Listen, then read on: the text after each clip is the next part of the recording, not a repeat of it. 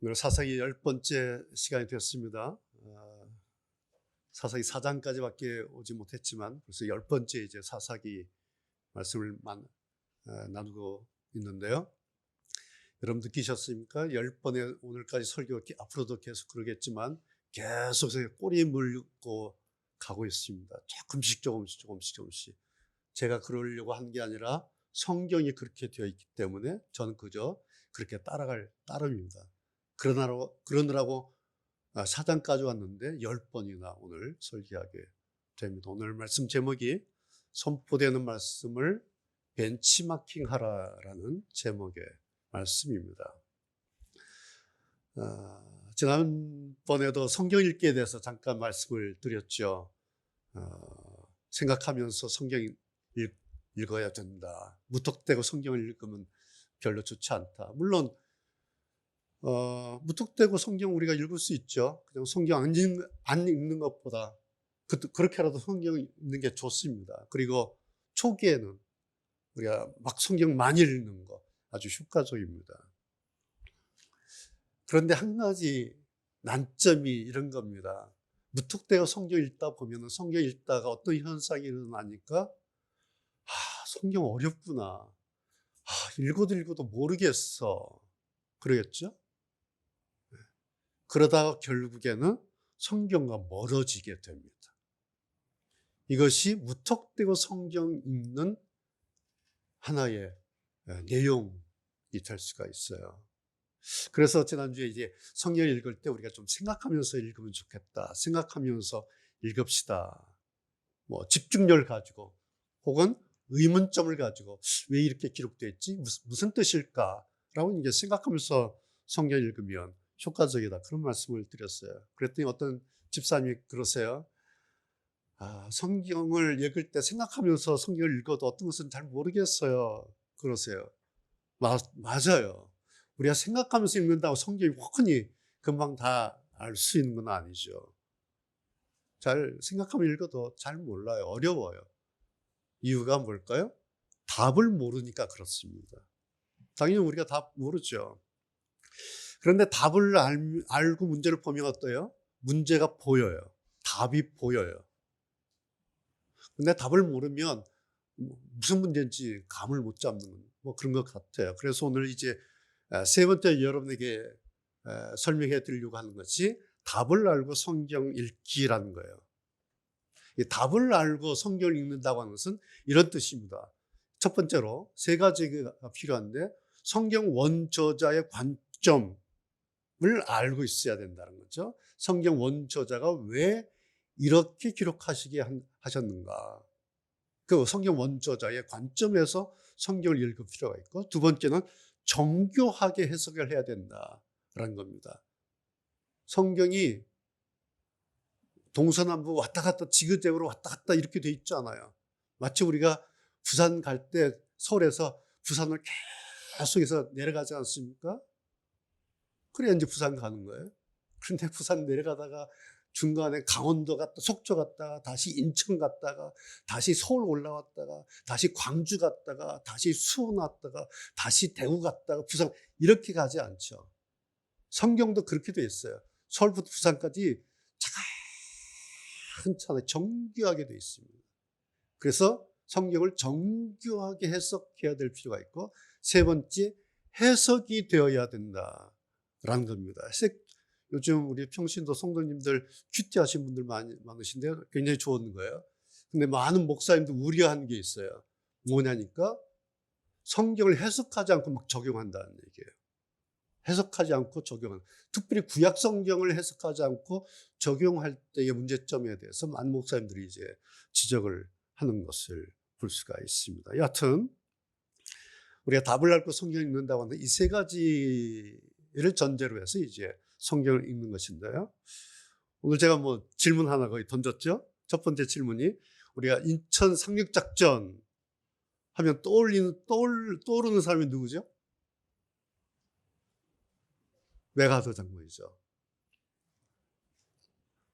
그때 유진이 알까? 그때 미국 대통령 누군지 알아? 모르겠어? 트루먼 대통령이야, 그때.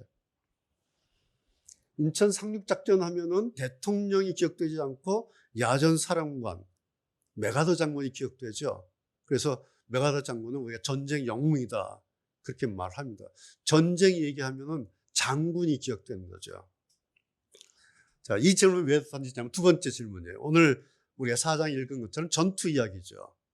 자, 전투 이야기에 오늘 두 주인공 나왔죠. 드보라와 바락. 평소에 누가 기억됩니까? 네. 드보라가 기억되죠. 사람들이 드보라요. 여선지 드보라는 잘 알고 있어요. 그런데 바락 장군은 잘 몰라요. 기억을 잘 못해요. 그럼 그래서 이상한 거예요. 우리가 전투 장면을 읽었는데 전투 끝나고 승리했어요. 그럼 메가더가 기억돼야 되는 것처럼 바락이 기억돼야 돼요. 근데 성도들이 바락을 잘 기억 못해요. 드보라를 기억하고 있어요. 이상하네. 왜 그럴까? 성경이 이렇게 상식선에서 이제 이해하고 읽어가기 시작해야 된다라는 것입니다. 자, 오늘 설교 제목이 선포되는 말씀 벤치마킹 하라. 그 말씀드린 것처럼 선포되는 말씀은 이제 드보라의 이야기고 벤치마킹 한다는 것은 바락의 이야기예요. 자, 그렇다면 아까 질문 드렸는데 아시겠죠? 바락이 벤치마킹을 잘했던 이야기일까? 잘하지 못했던 이야기일까? 답은 잘하지 못했던 이야기예요. 그래서 오늘 설교 제목이 우리는 벤치마킹 잘합시다. 그런 겁니다. 이런 것이 본문의 답을 알고 성경을 읽는 거예요. 이해가 되시죠? 이걸 알고 이제 성경을 읽으면 바락이 어디서 몇 절에서 어떤 지점에서 미스가 났는가, 그리고 몇 절에서 왜 그랬을까를 이제 찾는 거예요. 그럼 성경이 쉽게 볼 수가 있습니다. 다시 말씀드려서 답을 알고 성경을 읽으면 적용점이 보여요. 이것보다 더 중요한 것은 우리 성경을 읽을 때 이런 과정을 거쳐야 신앙의 마지막 결과물이 멋지게 될 수가 있다라는 사실입니다. 왜 제가 이런 말씀 드리냐면은 이런 과정을 거치지 않으면 교회 생활의 경험이 성경을 넘어서게 됩니다. 이해가 되십니까? 우리가 성경을 이렇게 읽지 않고 성경을 이렇게 대하지 않으면 성경을 밀어넣고 교회 생활 10년, 20년, 30년, 40년 하게 되면 자기의 교회 생활, 그 생활이 성경을 넘어서게 돼요. 그래서 그것이 성경이라 말해버리게 돼요. 이것을 지난번 제가 아마추어리즘이다 그렇게 말씀을 드렸어요. 기억나십니까? 자, 그래서 이제 오늘 네 번째 이렇게 했던 사람들이 방식이 네 번째 베레아식, 여러분 잘 알고 있는 베레아 사람들의 성경 읽는 방식이에요. 거기 사도행전 17장 말씀 보시죠. 베레아 사람들은 바울과 실라의 말을 열정적으로 받아들였으며 선포되는 말씀을 들은 거예요. 그 다음에 어떻게 했는가 보면 바울이 한 말이 첫 번째, 사실인지 알아보려고 날마다 성경을 연구했다. 성경을 묵상했다. 그 말씀을 벤치마킹했다. 이제 그런 뜻이에요. 그래서 오늘 이 말씀을 여러분에게 좀 설명을 드리려고 한 것입니다. 자, 첫 번째 해야 될 일은 자기 역할 확인하기라는 것이에요. 드보라와 바락이 이제 자기 역할이 무엇인지를 확인할 필요가 있는데 이런 겁니다. 자, 드보라는 어떤 사람이에요? 가정주부의 한 남자의 아내예요. 그리고 여선지자죠. 이스라엘의 사사죠. 재판관이에요. 그래서 드보라가 어느 날 하나님의 계시를 받습니다. 하나님께서 약속하신 명령을 받죠. 다시 말씀드려서 드보라와 하나님 사이에 핫라인이 있는 거예요. 이것이 선지자예요. 사사의 특징이 하나님으로부터 직통 계시를 받는 핫라인을 가지고 있는, 그래서 특별한 구약의 특별한 사람이 선지자, 사사입니다. 그래서 우리가 이런 것을 특별 계시다 그렇게 말을 하기도 합니다. 하나님께서 드보라에게 말씀을 하셨어요. 바락한테 가서 바락 네 손에 붙일 것이다 라고 바락에게 가서 전해라 라고 하나님께서 말씀을 하셨죠. 그래서 이제 드보라는 사사로서 하나님의 이 계시를 받았어요. 그리고 바락에게 가서 바락을 불러서 전합니다. 자, 드보라는 사사로서의 자기 역할을 다 했죠. 충분히 다 했습니다. 두 번째, 바락이에요. 바락은 아무개의 아들이에요. 그리고 납달리라는 그 지파의 사람이에요. 이것은 별로 중요하지 않은 이력이란 뜻이에요. 중요한 것은 이거예요. 하나님의 말씀을 사사 드보라를 통해서 바락이 전달받았다라고 하는 것이 오늘 본문에서 가장 중요한 바락의 이력입니다. 누구네 사람, 누구 아들, 이건 별로 중요하지 않아요. 바락에게 중요한 것은 사사 드보라를 통해서 하나님 말씀을 전달받았다라는 사실이 굉장히 중요한 거예요. 물론 간접적으로 전달받은 거죠. 그런데 어떻습니까? 내용은 같아요. 드보라가 받은 내용이나 바락이 전달받은 내용이라 내용은 같아요. 포인트가 뭐예요? 가라. 내가 네 손에 붙일 거야.랍니다. 근데 사실 이 말씀을 하나님께서 바락에게 직접 하시고 싶었던 말씀이죠. 그러나 단지 역할상 이런 역할을 사사가 해야 되기 때문에 역할상 사사를 통해서 전달했을 뿐이에요. 사실은 하나님께서 바락 불러다가 직접 하시고 싶었던 말씀이야. 너 가. 내가 가난 군대를 네 손에 붙일 거야. 그런데 역할 때문에 드보라 사사를 불러서 네가 가서 전해라. 그렇게 하신 거죠. 저는 이러한 것이 하나님의 질서다. 그렇게 봅니다. 하나님께서요, 역할을 구분하세요. 그리고 그 역할에 맞게 하나님이 일을 하세요. 바쁘시다고 바락에게 직접 하시지 않습니다. 반드시 사사를 통해서 하십니다. 이게 하나님의 질서예요. 자, 사사는 영적 지도자죠. 반면에 바락은 어떤 사람이에요? 군인이에요. 장군이에요. 현장 지휘관, 야전 사령관이에요. 자, 근데 일은 뭐예요? 전투하는 일이에요. 전투는 전투 사령관인 바락이 해야 될 몫이죠.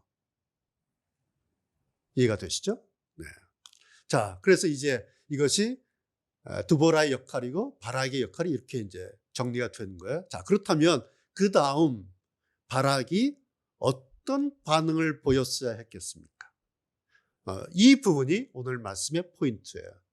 자, 이런 상황에서 이런 역할이 진행됐는데 그럼 바락이 이제부터 어떤 반응을 보였어야 되는가? 자, 전투를 나가는데 적의 화력이 가나안 전차 부대 900대예요. 아주 엄청난 화력을 가지고 있어요. 화력이라기보다 전투력을 가지고 있는 거예요. 전차 900승, 철병거 900승. 그렇다고 해서 뭐 이스라엘 그 바락의 군대가 허술하지 않아요. 1만 명의 보병 연합군을 가지고 있어요. 900승 전차 부대대 1만 명 보병 연합군이에요. 거기에 하나님께서 내가 이 전쟁 네 손에 붙일 거야. 승리 전승 보증서를 말하자면 하나님의 전쟁 승리 보증서까지 있는 거예요. 두 가지가 있는 거예요. 자, 그렇다면 바락이 어떻게 해야 되겠습니까? 또 한 가지, 그 1만 보병들의 바락이 가진 1만 보병 전투력이 성경의 5장에 이렇게 설명되어 있어요. 여러분 보세요. 이제 스불론 지파하고 납달리 지파 두 지파가 연합해서 쳐들어가는데 1만 명이에요. 이들의 전투력을 이렇게 표현하고 있어요. 스불론 백성은 생명을 아끼지 아니하였구나. 납달리 백성도 싸움터에서 목숨을 내걸었도다. 이게 1만 명의 전투력이에요. 그래서 제가 거기에 이왕의 죽은 목숨 전력이다. 그렇게 했어요. 이판사판 전투력이에요. 이게 가장 무서운 전투력이에요. 이왕의 죽은 목숨 들어가자, 쳐들어가자. 이게 엄청난 보병이에요. 1만 명이. 자, 그렇다면 여러분 생각해 보세요. 바락이 어떤 전략을 가지고 어떻게 전투에 임해야겠습니까? 답이 나왔죠? 뭐예요? 돌격 앞으로 이거예요. 가자, 나를 따르라. 그럼 되는 거예요. 여기까지 되셨죠? 자, 그런데 바락이 어떻게 합니까? 8절 보세요. 그런데 바락이 그에게 이르되, 드보라에게 말해요. 당신이 나와 함께 가면 내가 갑니다. 그런데 당신이 나와 함께 가지 않으면 나는 안 갑니다. 나는 가지 않겠습니다. 절반의 믿음이에요. 절반의 신뢰입니다. 이런 것이. 그래서 제가 제목을 반쪽짜리 마케팅이다. 벤치 마케팅이다. 그랬어요. 반쪽짜리. 여러분, 제가 설명해 드린 것처럼 이 전투 어떤 면에서는 좀 해볼 만한 전투잖아요. 그렇죠? 해볼 만한 전투예요. 그런데 바락은 절반만 벤치마킹 한 겁니다. 가겠다. 그런데 당신도 같이 가자. 그런 겁니다. 말하자면 반쪽짜리 벤치마킹 한 것이답니다. 여러분, 왜 그랬을까요? 바락에게 약점이 한 가지가 있었어요. 이 전투 사령관인데, 야전 사령관인데 약점이 하나가 있어요. 아킬레스건이. 그게 뭐냐니까, 바락은 하나님이 하실 일에 대한 개념이 없는 사람이에요. 하나님이 하실 일을, 거기에 대한 개념이 없었어요. 가지고 있는 것은 자기 경험.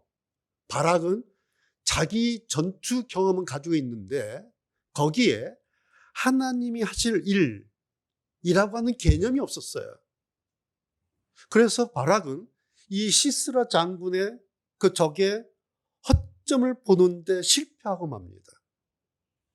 철병거 900승이다. 거기에 그냥 가슴이 덜컹 해버린 거예요. 그런데 전투해보니까 어떻게 됐습니까? 기송강이 모였는데 그 기송강이 어떤 곳이냐니까 평상시는 와디라고 여러분 아시죠? 말라있는 계곡이에요. 그런데 그 기송강에 갑자기 폭우가 넘치나, 요즘 우리나라처럼, 지난번 나라처럼 홍수가 나서 넘쳐버립니다. 그래서 900승의 그 전차가 뻘속에 들어가서 옴짝달싹하지 못하게 돼서 그 전차 다 놓고 도망가게 되죠.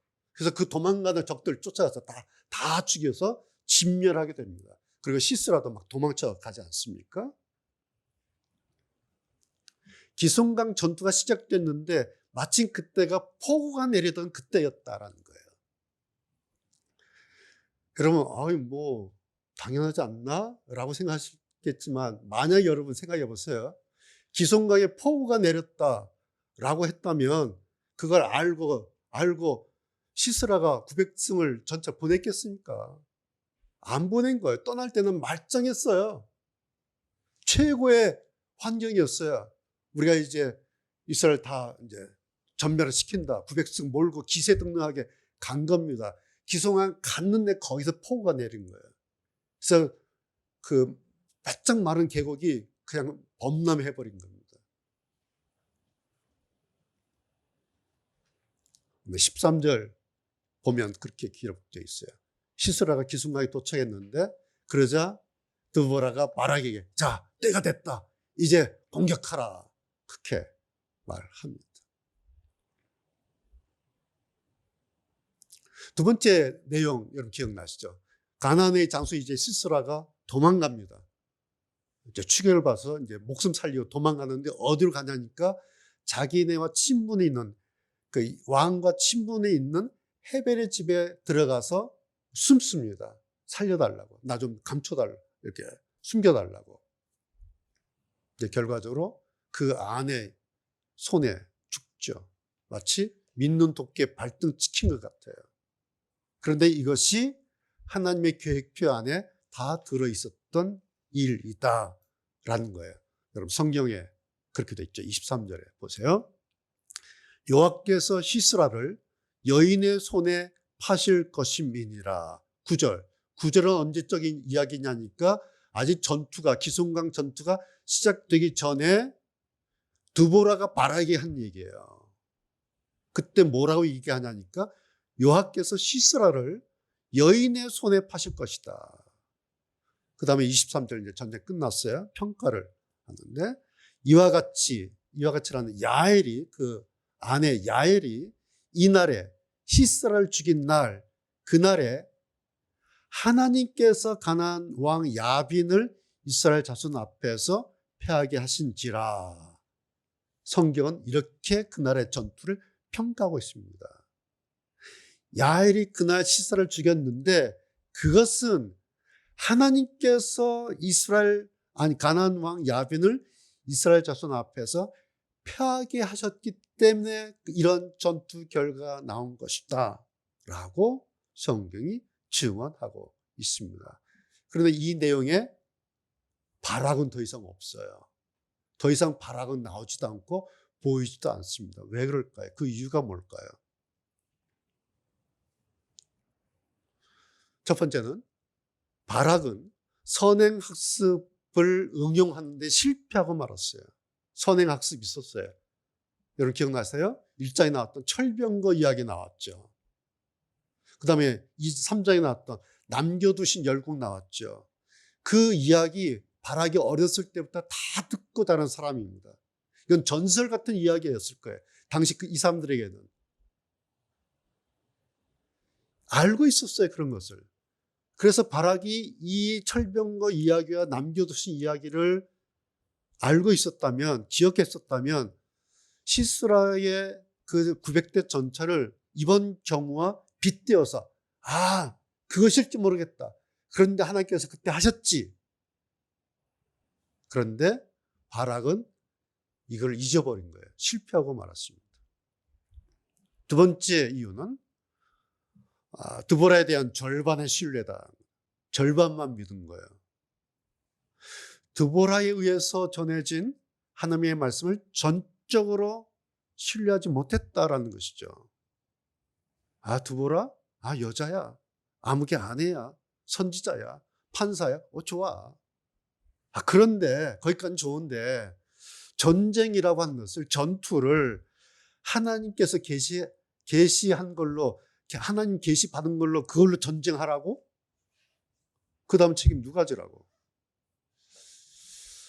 그래도 하나님 말씀이라 하니 가기는 가겠지만 좋아, 같이 갑시다. 같이 갑시다.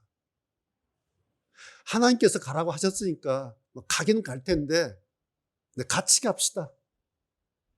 그런 거예요. 당신이 나와 함께 가면 내가 하겠지만 아니면 나 안 갑니다. 만약에 전투했는데 패할 경우에 그건 내 책임은 아닙니다. 그런 뜻이시겠죠. 그 이야기는 뭘까요? 당신의 말을 나는 100% 전적으로 믿기 어렵습니다. 하나님께서 말씀하셨다면 그거 그냥 무턱대고 갑니까? 전투라는 게 그렇게 하는 겁니까?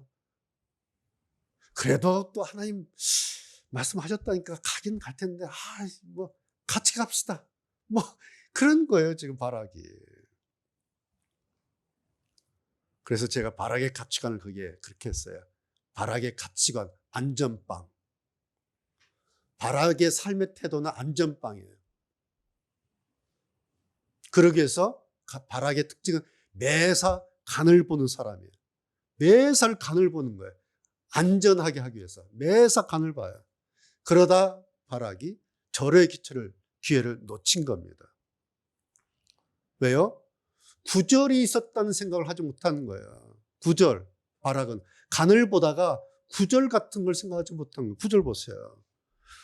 드보라가 가로되, 이제 발악이 같이 가다 그러니까 드보라가 좋아.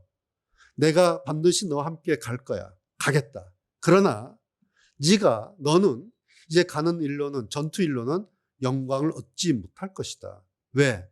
그 까닭은 여호와께서 시스라를 여인의 손에, 네 손에가 아니라 여인의 손에 파실 것이다. 이미 하나님께서 시스라를 여인의 손에 팔기로 하나님께서 스케줄 잡아 놓으셨어. 하나님 계획이 있어. 하나님의 작전이 있었어. 라는 뜻이에요. 그런데 발악은 이걸 알지 못했어요. 왜요? 발악의 머릿속에는 하나님이 하시는 일에 대한 개념 자체가 없었던 사람이에요. 발악이 하는 일은 계속 간을 보는 일이에요. 맞을까 안 맞을까, 사실일까 아닐까, 될까 아닐까, 이길까 질까, 날 간만 보는 거예요. 그러다가 구절 하나님의 계획을 놓쳐버린 겁니다. 또 한 번 선행학습 실패한 거 있어요. 삼갈의 경우예요. 바로 앞에, 지난주 앞에 나왔다. 삼갈. 이 바락이 삼갈을 기억했어야 돼요. 삼갈 어떤 사람이었어요? 전쟁 이겼죠. 그런데 태평을 누리지 못했어요. 삼갈을 기억했어야 돼요. 바락도 똑같은 케이스가 돼버렸어요. 전쟁 이겼어요. 전차 900승 무찔렀어요. 시스라 죽였어요. 전투 승리했어요. 그런데 영광은 얻지 못했어요. 모든 영광은 드보라에게 넘어가 버렸어요. 그래서 이제 오늘 5장 1절과 31절 읽었는데 5장 전체가 뭐냐니까 드보라의 노래예요. 5장의 제목이 드보라의 영광송이에요. 모든 영광은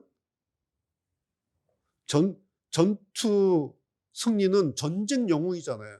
장군이 전쟁 영웅 되는 거예요. 그런데 그 영광이 사사 드보라에게 넘어가 버렸어요. 그것이 5장입니다. 그러면서 바락은 단지 드보라 시대의 바락 이렇게 끝나고 말았어요. 전쟁 영웅 바락이 아니라 드보라 시대의 한 남자, 드보라 시대의 군인, 드보라 시대의 바락 이렇게 끝났습니다. 그래서 제가 오늘 이 내용을, 이 부분을 벤치마킹 실패했다 이렇게 이제 해석을 한 거예요. 벤치마킹 여러분 잘 아시죠? 사전적 정의를 보니까 그렇게 돼 있더군요. 벤치마킹이라고 하는 것이 경영업체의 경영 방식을 면밀히 분석하여 경쟁업체를 따라잡는 것이다. 이게 벤치마킹이다. 여러분 다 아는 내용이에요. 복제한 것 아니다라는 거. 모방이나 복제는 벤치마킹이 아니라 벤치마킹의 포인트, 중요한 게 뭐냐니까 그 업체의 포인트를 잡는 것이 관건이라는 거예요. 그래서 그 포인트를 잡아서 벤치마킹 해야지 무조건 복제하면 이건 걸리죠. 그렇죠? 복제 하나, 모방한 그것은 벤치마킹이 아니에요. 자, 여러분. 바락의 포인트 잡기가 뭘까요? 딱 두 가지예요. 가라, 내 손에 붙이리라. 끝이에요. 이게 포인트예요. 바락이 이거 잡았어야 돼요. 하나님께서 자기의 말씀하신 거, 가, 네 손에 붙일 거야.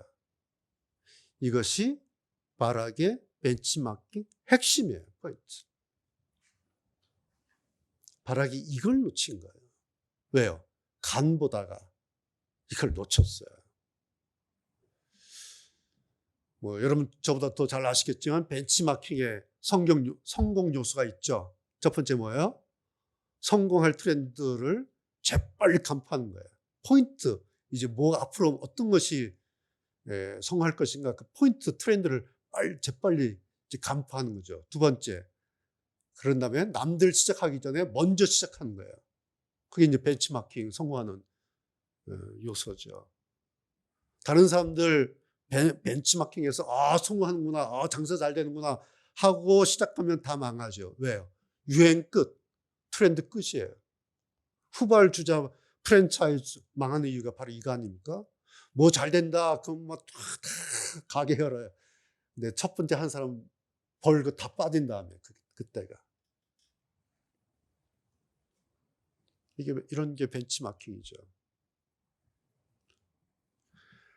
그러니까 바락도 그걸 잡았어야 돼요. 가라, 붙잡아라. 내 손에 붙이리라. 이걸 딱 잡았어야 되는데 이걸 놓쳐버린 거예요. 왜? 간을 보다가. 될까 안 될까? 맞을까 안 맞을까? 이일까 절까? 간 보다가. 중요한 것은 바락이 왜 이렇게 간을 봤을까라는 거예요. 바락이. 두 가지 이유가 있어요. 첫 번째 이유는 분별력이 떨어지는 거예요. 바락의 약점이 분별력이 떨어진다는 거죠. 마케팅, 시장 파악에 센스가 없어요. 혹은 마케팅 하는데 센스가 굉장히 늦죠. 이미 그 통계 자료가 나왔잖아요. 하나님의 승리 보증서 왔어요. 그 다음에 목숨을 건 전투에 불타는 1만 명의 보병이 있잖아요. 이게 자료가 다 확보된 거예요. 그런데 분별력이 떨어지는 거예요. 이 동작이 떠요. 센스가 없는 거죠. 두 번째, 결정적인 하자. 실패에 대한 두려움을 가지고 있어요. 바락의 특징 가운데 하나. 왜 그럴까요? 자기 경험 때문에 그래요. 예전에 자기 경험. 지금 때가 어느 때예요? 야빈 왕한테 20년 동안 학대받았던 때예요. 20년 거의 다 지나고 20년 동안 학대받은 다음에 다 너덜너덜해진 다음에 이제 전투를 시작해야 되니까 바락에게 이미 전투 의지가 없어진 거예요. 20년 동안에. 용기가 없어진 거예요. 이게 뭐예요? 20년 동안 바락의 경험이에요. 자, 그런 경험에서 1만 명 보호령 받는데 바락이 어떻게 바뀌었어요? 아이, 저것들 당나라 군대지 저게. 예? 나무떼기 들고 있고 저걸 무슨 전투를 해?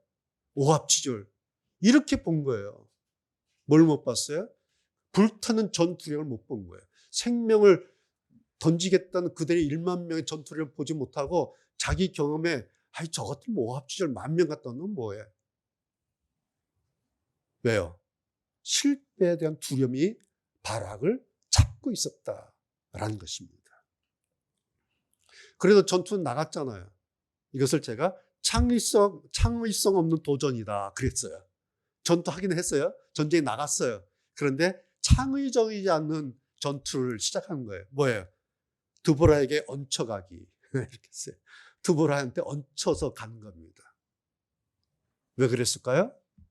사사 드보라에 비해서 하나님에 대한 감도가 떨어졌기 때문에 그래요. 드보라는요, 씩씩하게 가는데 바락은 장군인데 드보라한테 얹혀가는 거예요. 이유가 뭐겠어요? 드보라는 라인이 살아있어요. 핫 라인이 지금 살아있어요. 감도가 쩔쩔 끌고 있어요. 그러니까 하나님이 가라, 붙이겠다. 이건 이긴 거야. 가는 건데 바락은 감도가 떨어지니까 얹혀서 가는 거예요. 가면서도 이길까? 될까? 저 1만 명 가지고 될까? 그래서 제가 창의성 없는 도전이다. 여러분, 제가 신앙 말씀드리면서 누차 말씀드린 거 있죠? 신앙이라고 하는 것은 설렘이 일어나야 된다 그랬어요. 여러분 어때요? 최근에 여러분 신앙하면 우리 안에서 설렘이 막 일어나야 돼요. 이 설렘이 일어난다고 하는 것은 창의적이라는 얘기가 돼요. 뭔가 막 호기심이 생기고 기대감이 생기고 막 뭔가를 보게 되는. 어떻게? 하나님의 말씀. 자기 혼자 약 먹은 사람처럼 그렇게 하라는 얘기가 아니라 하나님의 말씀 묵상하고 하나님의 말씀 붙들고 하나님의 말씀을 위해서 막 설레면서 하나님과의 개인적인 교제를 인해서 하나님의 음성을 들으면서 하나님의 말씀을 들으면서 하나님의 심장의 고동소리가 내 심장의 고동소리를 툭툭 쳐가는 그 설렘 가운데 이렇게 하면 되겠구나. 하나님이 나에게 이 길을 열어주시겠구나. 이건 신앙이라고 하는 것은 설렘이 있어야 돼요. 그래야 창의적이 될 수가 있어요. 바락에게 이게 없어요. 지금 드보라는 이걸로 가는 거예요, 지금.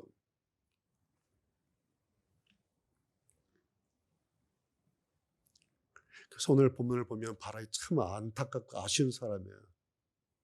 벤치마킹에 실패를 해버렸어요. 핵심을 놓쳤다는 거죠. 그래도 40년 먹고 산 겁니다. 아시겠어요? 예. 그 땅이 40년 동안 태평하였다. 이것이 이제 드보라 이야기의 종결이에요.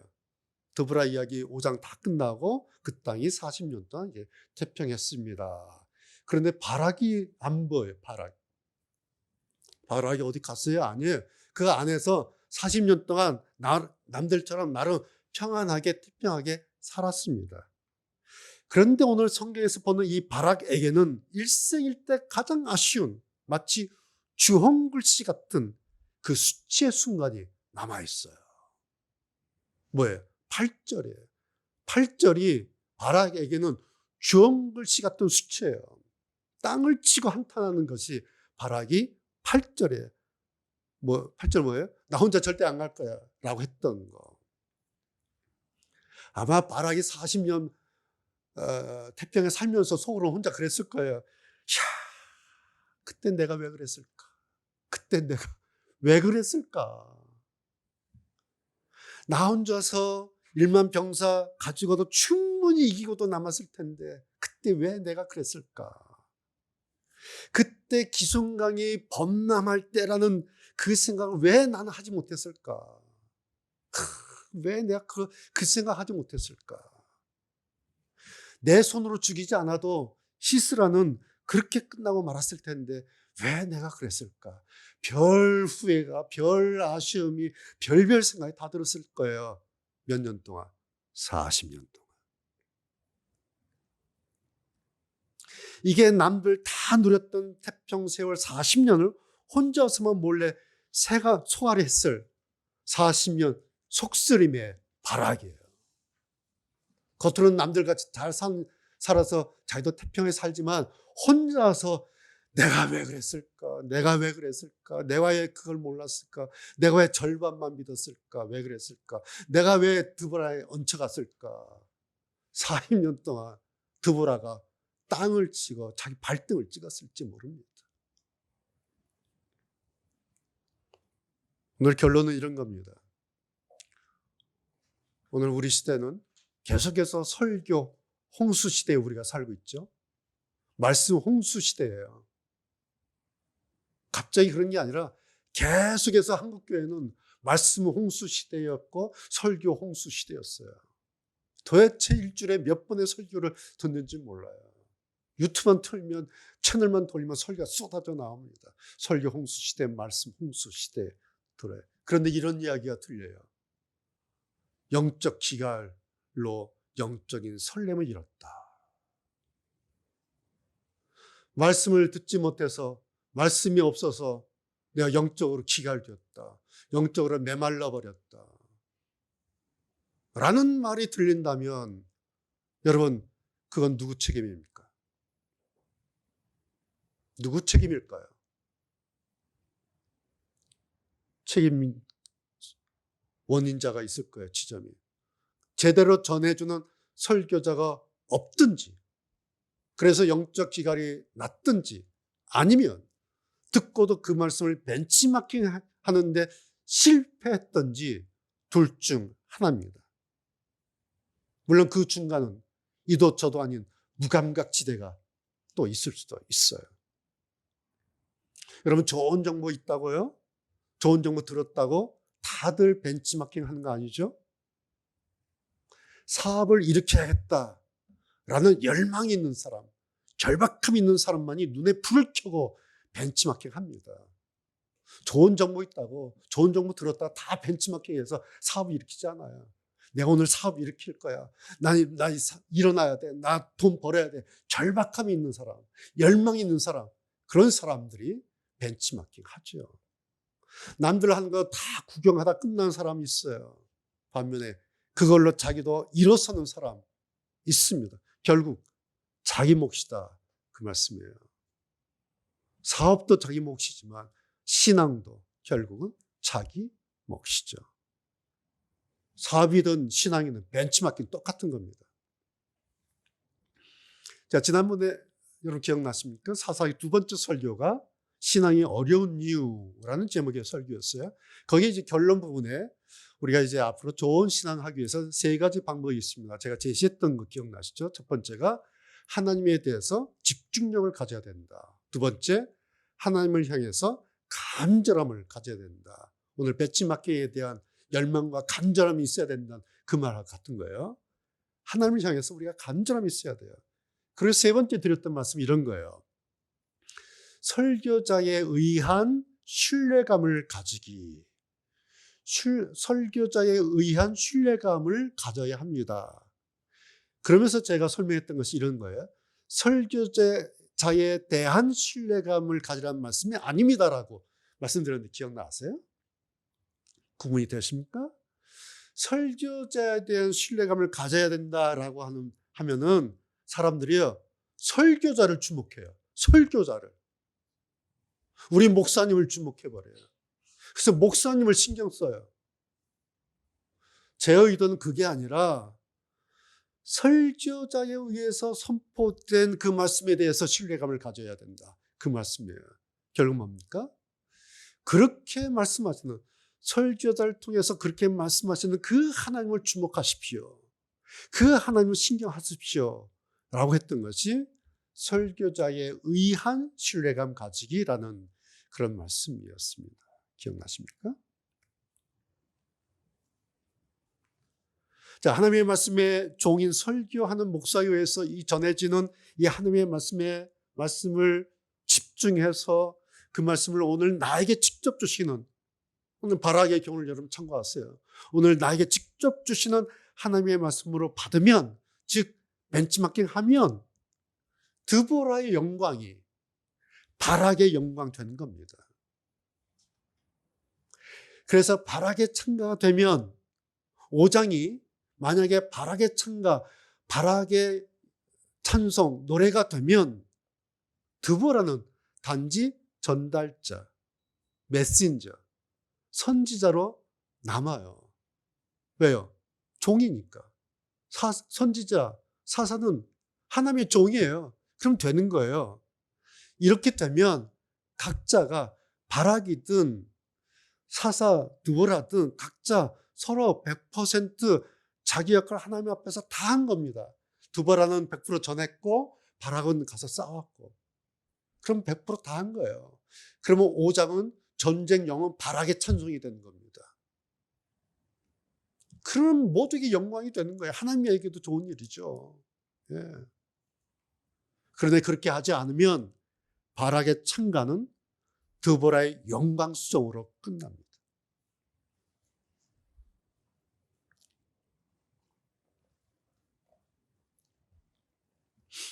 제가 지난 화요일 날 교회 이제 비도 좀 닦고 청소도 하고 교회 돌보기 위해서 나왔어요. 나와서 청소 다 하고 정리하고 요 앞에 우리 권사님 앞에 자리에 앉아서 이제 성경 읽고 말씀 묵상 하다가 제목이 이렇게 떠오르는 거예요. 그래서 잊어먹을 것 같아서 메모하기 위해서 뒤에 가서 이제 종이 하나 이면지 가져와서 막 썼어요. 쓰다 보니까 한 장을 다 썼어. 그래서 한 장이 또 필요해. 또 가서 한 장을 또 가져왔어요. 뭐 조금만 메모하면 될 줄 알고. 그래서 또 메모하다 보니까 메모가 또 넘어가는 거예요. 그래서 또 갔어요. 뒤에 가서. 그래서 이번에는 이면지 다 가져왔어요. 그래서 하다 보니까 한 5장을 쓰게 된 거예요. 이거예요. 앉은 자리에서 5장을 그냥 이면지에 막 쓰고 빨간 볼펜 가져서 막 하고 여기 자리에서 8월 11일 화요일 4시 23분 오후 이렇게 돼 있어요. 오늘 설교 말씀 70~80% 원고가 요 내용이에요. 화요일 날 말씀 준비하고 계속해서 이제 리마인드하고 묵상하고 정하고 성경 다시 보고 확인하고 하는 작업을 하는 거죠. 여러분 목사가요 설교 한 편 준비하고 묵상하는데 거의 일주일의 시간이 들어요. 그래서 때로는 막 생각을 많이 하다 보면 편두통도 심해지기도 하고요. 때로는 새벽에 이렇게 잠이 깜빡 깨잖아요. 그럼 깨면은 또 설교했던 생각이 막 떠올라요. 그럼 뇌가 살아나서 잠을 깨버려요. 밤에도 누우면은 또 생각했던 것이 계속 돌기 때문에 잠이 안 들고. 그래서 잠도 때로는 잘 이루지 못하고. 그래서 요즘은 깨가 나서요. 새벽에 이렇게 함께 깨잖아요. 일부러 설교 생각 안 해요. 그 생각하기 시작하면 잠을 깨버리니까. 제가 다른 말씀 드리려고 하는 게 아니라 그렇게 해서 준비한 설교를 여러분들이 지금 이 자리에 앉으셔서 한 30분이나 40분에 접수하는 겁니다. 일주일의 시간의 분량을 40분에 이제 접수하시는 거예요. 한번 제가 계산해 봤어요. 제가 8시간 5일 근무를 이제 계산해서 설교 한 편 만드는 데 드는 시간이 한 40시간이라 하면은 4×6=24, 2,400분이죠. 그래서 2,400분의 양을 여러분이 40분에 듣는다고 할 때에 60대 1이에요. 그렇게 되는 거예요. 다른 뜻이 아니라요. 목사가 갖는 설교 준비하는 40시간의 시간이라고 하는 것 때문에 당연히 양이 많아요, 이게 지금. 여러분 매번 느끼실 거예요. 참 목사님 설교 양이 많다. 그 양이 많은 이유가 준비한 시간이 너무 많은 거예요. 제가 5분만 준비하면 10분만 준비하면요, 여러분 날아가요. 너무 가벼워서. 근데 미안하지만 제 시간이 너무 많아요. 40시간을 준비하다 보니까 나도 모르게 그냥 앉았는데 그냥 한두 시간에 그냥 5장이 그냥 막 하는 거예요. 이걸 집에 와서 또 계속해서 노트에 하고 원고에 워딩을 하다 보면 양이 얼마나 많겠습니까? 일단 양이 많아요. 그리고 내용이 복잡해지는 거예요. 막 8절, 9절 막 뜯어보는 거예요. 뭐 5장까지 가서 뜯어보는 거예요. 내용이 복잡해요. 자, 이런 내용을 이제 여러분 설교하면 여러분 들으시잖아요, 지금.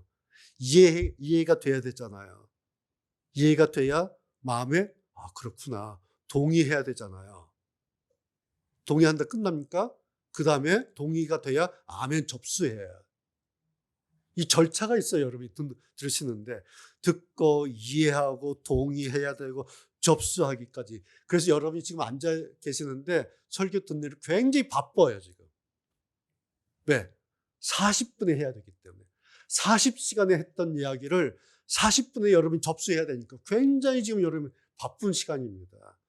그래서 고도의 집중력이 요구되고 필요한 거예요. 지금 이 시간이 여러분에게. 고도의 집중력. 제가 집중이라는 용어를 많이 쓰는 이유가 바로 이것 때문에 그래요. 제가 설교 정말 한 2시간 준비해서 설교하면요, 여러분 집중력 할 필요 없어요. 뻔한 설교 제가 할 수 있어요. 3대지 나눠가지고. 그럼 여러분 집중 안 해도 돼요. 왜? 다음 주일도 그 설교 할 테니까. 1년 후에도 그 설교 할 테니까. 1번 뭐 하세요? 2번 뭐 하세요? 3번 뭐 하세요? 지난주에 말씀드렸죠. 3가지 하시오. 3가지 하지 마시오. 이런 설교 1년 동안 할 수 있어요. 그럼 여러분 집중 안 하셔도 돼요. 왜? 목사님 오늘 설교 뭐 하셨죠? 다 하니까.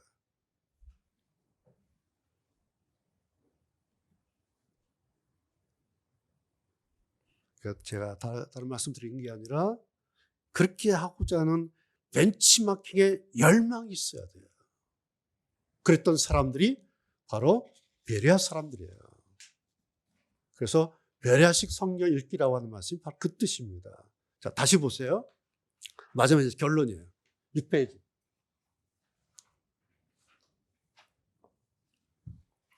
베레아 사람들은 바울과 실라의 말을 선포된 말씀이 여기까지가, 그 다음에 열정적으로 받아들였으며 열망이 있어야 된다 그랬죠. 열방과 절박함이 있어야 된다, 벤치마킹하기 위해서는. 그런데 베레아 사람들 보니까 첫 번째가 뭐냐니까 열정적으로 받아들였으며, 이게 없으면요 뒤가 이어지지 않아요. 이 1번 열정적으로 받아들이는 이게 있으니까 벤치마킹이 시작되는 거예요. 두 번째 어떻게 뭐 해요? 그 다음에 이게 사실인가 아닌가? 천하의 바울의 말씀 들었는데 그걸 따져보는 거예요. 저 말씀 사실인가? 아닌가? 라고 따져봐요. 얼마 동안? 날마다. 어떻게? 성경을 연구했어요. 평신도들 묵상한 거예요. 따져본 거예요. 이렇게 벤치마킹했어요. 그 첫 번째가 여러분 눈에 보이시죠? 열정적으로 받아들였으며, 이게 없으면 벤치마킹 시작도 안 됩니다.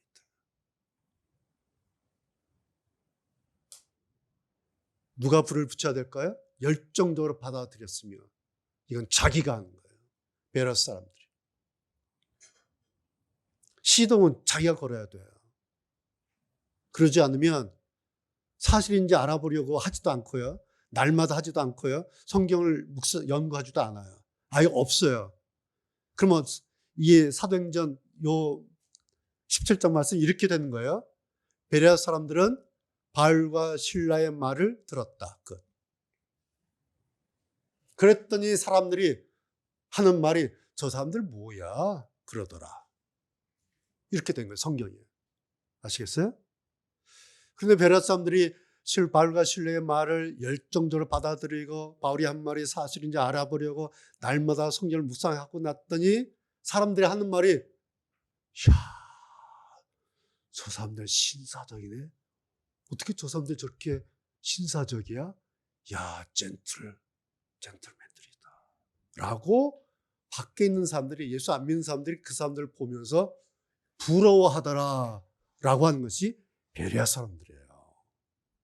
왜요? 선포된 말씀을 그들은 이렇게 벤치마킹했기 때문에 그렇습니다. 자, 마지막 다시 여러분 질문 던집니다. 오늘 4장 본문에서 바락에게 가장 아쉬움으로 남는 절 이제 아시겠죠? 8절.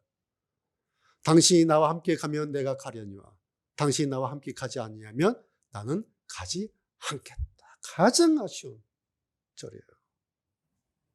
이것 때문에 벤치마킹 실패해서 바락은 사라져 버렸습니다. 자, 오늘 결론은 이거예요.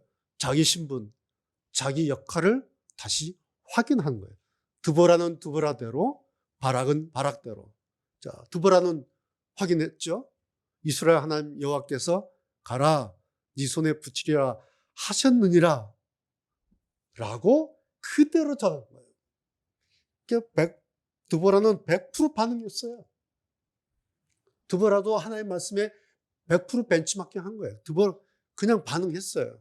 그럼으로써 선지자와 사사로서 역할을 다 했어요. 그 결과물이 5장 드보라의 노래, 이 영광된 사사기 5장을 드보라가 차지한 거예요. 자, 바락은 다시 말씀드리면 당신이 나와 함께 가면 가겠지만 함께 가지 않으면 나는 가지 않겠습니다. 안 간 거 아니에요. 갔어요. 그런데 50%만 반응했어요. 그래서 반쪽짜리 벤치마킹했다. 반쪽짜리 벤치마킹 함으로써 얻은 것이 영광을 오히려 잃어버렸다라는 것입니다. 한 사람은 얻었고 한 사람을 잃었어요. 좀 잘 기억하세요. 벤치마킹 여하에 따라서 어떤 사람은 얻었어요. 벤치마킹에 실패한 어떤 사람은 잃었어요. 드보라는 드보라의 영광성을 얻었고 바락은 드보라 시대의 남자, 그 남자로 끝났어요. 오늘 결론은 이겁니다. 아, 이거구나. 신앙이라고 하는 것은 그래서 하나님 말씀에 반응하는 것이다. 그리고 그 반응의 정도가 반응하는 여하가 어떻게 반응하는가, 그것이 그 사람 신앙이다. 여러분, 직분이 신앙 아닙니다. 목사라고 하는 것이 장로, 권사, 집사라고 하는 그게 그 사람 신앙이 아니에요. 내가 몇 년 예수를 믿었는가, 내가 모태 신앙이냐 아니냐, 그것이 그 사람의 신앙이 아닙니다.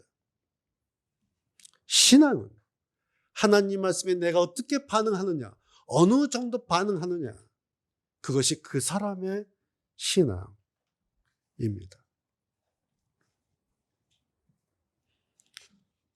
여러분이나 저는 오늘 이 말씀을, 그리고 오늘 이 바락을 다시 보면서 과연 나는 하나님 말씀에 대한 그 열망, 그 절박감이 어느 정도 남아있는가. 나에게는 하나님 말씀에 대한 그 열망, 하나님 말씀을 아멘으로 받고 그렇게 하겠다는 그런 벤치마킹 하겠다는 의욕이, 의지가 얼마나 있는가. 오늘 이 말씀을 통해서 검토해보는 그런 시간이 됐으면 좋겠습니다. 기도하시겠습니다.